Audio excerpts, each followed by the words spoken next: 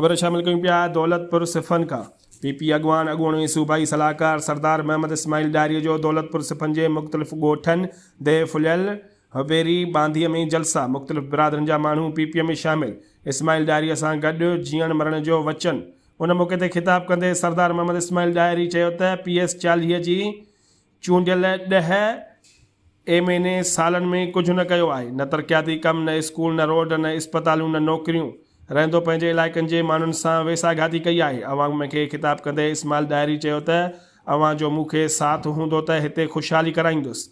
हुन वधीक चयो त चूंडियल MPA अवां जे यूनियन काउंसिल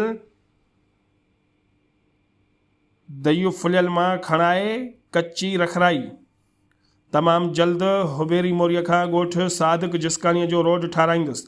तालके काज़ी अहमद ऐं तालके दौर जे अवाम मूंखे जिते बि अधु राति सॾु कंदा मां उन सॾ खे लबैक चवंदुसि। रिपोर्ट कराए फ़कीर हक़ नवाज़ कलंदरी, हक़ सच न्यूज़ दौलत।